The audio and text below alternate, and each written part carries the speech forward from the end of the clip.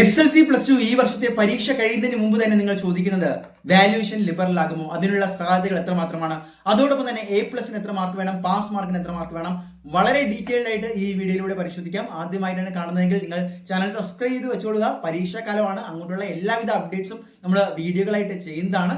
So കാര്യത്തിലേക്ക് കിടക്കാം. ആദ്യം നമ്മുടെ SLC കാര്യത്തിലേക്ക് തന്നെ നോക്കാം. നിങ്ങളുടെ ചോദ്യ പേപ്പർ ഘടന മാറി, നിങ്ങളുടെ ഏറ്റവും പുതിയ വെയിറ്റേജ് വന്നിട്ടുണ്ട്, നിങ്ങളുടെ കംപ്ലീറ്റ് ടെക്സ്റ്റ് ബുക്ക് മാറി. അപ്പോൾ 25% സിലബസ് അടുത്ത വർഷക്കാർക്ക് കുറയ്ക്കുമെന്ന പ്രഖ്യാപനം കൂടി വന്നതോടുകൂടി ഇത്തവണ അധ്യാപകരും രക്ഷകർത്താക്കളും വളരെ പ്രധാനമായിട്ട് ഉന്നയിക്കുന്ന ഒരു പ്രധാനപ്പെട്ട ആവശ്യം വാല്യുവേഷൻ ഇതൊന്നും നടപ്പിലാക്കിയില്ല എങ്കിൽ വാല്യുവേഷൻ ലിബറൽ ആക്കുക എന്ന് തന്നെയാണ്. അപ്പോൾ അതിൻ്റെ ഒരു അപ്ഡേറ്റ് പോസിറ്റീവായിട്ട് തന്നെ വിദ്യാർത്ഥികൾക്ക് ഉണ്ടാകാനുള്ള സാധ്യത നിലവിലുണ്ട്. അപ്പോൾ പരീക്ഷയുടെ ടഫ്നെസ്സും പരീക്ഷ കഴിഞ്ഞാലാണ് അതിലൊരു അന്തിമ തീരുമാനം വരുന്നത്. അപ്പോൾ എന്തായാലും നിങ്ങളുടെ എങ്ങനെയാണ് പാസ് മാർക്കും അല്ലാത്ത A+ലേക്കുള്ള മാർക്ക്? വളരെ സിമ്പിളാണ്. പലരും ചോദിക്കുന്നുണ്ട് അനാവശ്യമായിട്ട് ടീച്ചർമാർ മാർക്ക് കുറയ്ക്കുമോ അല്ലെങ്കിൽ മാർക്ക് കൂട്ടിത്തരുമോ എന്നൊക്കെ. ഒന്നാമത്തെ കാര്യം, നിങ്ങൾക്ക് അർഹതപ്പെട്ട മാർക്ക് ആരും തന്നെ കുറയ്ക്കാൻ പോകുന്നില്ല. കാരണം റീവാല്യൂഷൻ എന്ന് പറഞ്ഞൊരു പ്രൊസീജിയറും നിങ്ങളുടെ പരീക്ഷ പേപ്പർ കോപ്പി എടുക്കുന്നതും അതും അല്ലെങ്കിൽ സൂക്ഷ്മ പരിശോധന എന്ന് പറയുന്ന ഒരു സംവിധാനവും വിദ്യാർത്ഥികൾക്കുണ്ട്. അപ്പോൾ ഇതെല്ലാം നടത്തി പരിധിയിൽ കൂടുതൽ മാർക്ക് ആരെങ്കിലും കുറച്ചിട്ടുണ്ട് എന്ന് ബോധ്യപ്പെടുകയാണെങ്കിൽ ആ പരീക്ഷാ പേപ്പർ നോക്കിയ അധ്യാപകന് പിഴ ഈടാക്കുന്ന സംവിധാനവും ഇവിടെയുണ്ട്. അപ്പോൾ നിങ്ങളുടെ പരീക്ഷാ പേപ്പർ നോക്കാൻ പോകുന്നത് നിങ്ങളെ അറിഞ്ഞുകൂടാത്ത ഏതോ ഒരു ടീച്ചറാണ്, ഏതോ ഒരു സ്കൂളിലെ ഏതോ ഒരു അധ്യാപകനാണ്, മാഷാണ്.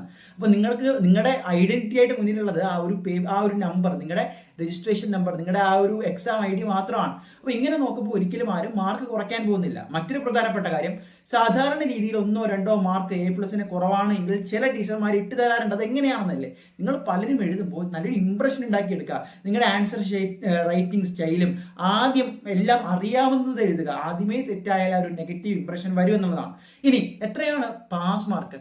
30% പാസ് മാർക്ക്. അതായത് നിങ്ങൾക്ക് 2 രീതിയിലുള്ള എക്സാംസ് ഉണ്ട്. ഇപ്പോൾ സോഷ്യൽ സയൻസ്, ഇംഗ്ലീഷ് എന്ന് തുടങ്ങി മാത്സ് പോലെയൊക്കെ ആണെങ്കിൽ 80 മാർക്കിനാണ് നിങ്ങൾ എഴുതിയെടുക്കുന്നത്. പക്ഷെ അതിന്റെ ഫൈനൽ മാർക്ക് എന്ന് പറയുന്നത് 100 ആണ്. എങ്ങനെ? 80 എഴുതിയെടുക്കുകയും 20 CE മാർക്കുമാണ്. അപ്പോൾ 100ൽ 90 അതിലധികമോ ഉണ്ട് എങ്കിൽ നിങ്ങൾക്ക് A+ ആണ്, അതായത് 90%. അങ്ങനെയാണ് എങ്കിൽ 80ൽ നിങ്ങൾ 70 മേടിച്ചാൽ മതി. CE ഫുള്ള് കിട്ടിക്കഴിഞ്ഞാൽ 70+20 90 മാർക്ക് നിങ്ങൾക്ക് A+ ആയി. അതേപോലെ തന്നെ 40 മാർക്കിന്റെ കാര്യത്തിലേക്ക് വന്നു കഴിഞ്ഞാൽ നിങ്ങൾക്ക് 35 മാർക്ക് മേടിച്ചാൽ മതി. അവിടെ എത്ര മാർക്കാണ് വരുന്നത്? 10 മാർക്ക് CE മാർക്കാണ്. 50ലാകുമ്പോൾ 50ൽ 45 അതിലധികമോ ആണ് എന്ത് A+ എന്ന് പറയുന്നത്. ഈ പരീക്ഷകൾക്കെല്ലാം തന്നെ 30% നിങ്ങളുടെ പാസ് മാർക്ക്. ഇപ്പൊ 100ൽ എടുക്കുകയാണെങ്കിൽ 30 ആയിരിക്കും, അതുപോലെ 40ൽ എടുക്കുകയാണെങ്കിൽ 12 ആയിരിക്കും, 50ലാണെങ്കിൽ 15. ഈ രീതിയിൽ ഏറ്റവും ചുരുങ്ങിയത്, അതായത് നിങ്ങൾക്ക് പാസ് ആകണമെങ്കിൽ ഈ മാർക്കിനേക്കാളും കൂടുതൽ മേടിക്കണം. അപ്പോൾ ചിലതിൽ CE മാർക്കും കൂടി കിട്ടുമ്പോൾ നിങ്ങളുടെ റിട്ടേൺ എക്സാമിൽ എഴുതിയെടുക്കേണ്ടതായിട്ടുള്ള മാർക്ക് വളരെ കുറഞ്ഞായിട്ട് വരുന്നുണ്ട്. അപ്പോൾ ടോട്ടൽ 30% അതിലധികം എന്നൊരു കണക്കാണ് വരുന്നത്. പക്ഷേ പല അധ്യാപകരും നിങ്ങളോട് തറപ്പിച്ച് പറയാറുണ്ട്.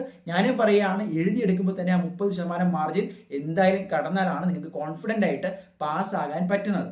ഇതേ രീതിയിലാണ് +2ലും വരുന്നത്. +1 +2 +2കാർക്ക് എന്താണ്? ഡബിൾ വാല്യൂഷൻ ആണ്. അതായത് ഒരു വിഷയം തന്നെ 2ലധികം തവണ നോക്കുന്ന ഒരു സിറ്റുവേഷൻ ആണ്. കാരണം നിങ്ങളുടെ മാർക്ക് എന്ന് പറയുന്നത് പല എൻട്രൻസ് എക്സാമിനൊക്കെ ഉപയോഗിക്കുന്ന ഒരു ഘടകം കൂടിയാണ്. അപ്പോൾ +1ൽ പ്രത്യേകം മാർക്കായിട്ട് തന്നെ വരും. നിങ്ങൾക്ക് A+ എല്ലാം മാർക്കായിട്ട് തന്നെ വരും. അത് കൃത്യമായിട്ട് നിങ്ങൾക്ക് അറിയാൻ പറ്റും. +2ലേക്ക് പോകുമ്പോൾ എന്താണ്? നിങ്ങളുടെ പ്രാക്ടിക്കലിന്റെ കൂടി മാർക്ക്, അതായത് ആദ്യം 520 ബാക്കി മാർക്ക് +2ൽ നടത്തി ടോട്ടൽ 1200 മാർക്കിംഗ് സിസ്റ്റമായിട്ട് പ്രഖ്യാപിക്കുന്ന ഒരു രീതിയാണ് നിങ്ങൾക്ക് ഉള്ളത്. അവിടെയും ഈ പറയുന്ന 90% തന്നെയാണ് A+ എന്ന് പറയുന്നത്.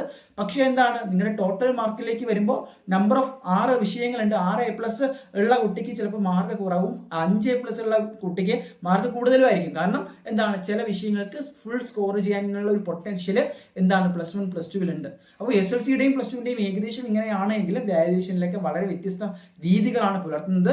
അപ്പോൾ പാസ് മാർക്ക് 30% മാത്രം മതി. അതും CA ആകുമ്പോൾ നിങ്ങൾക്ക് 20 മാർക്ക് ഫ്രീ ആയിട്ട് പല അധ്യാപകരും തരുന്നുമുണ്ട് നിങ്ങളുടെ പെർഫോമൻസിന്.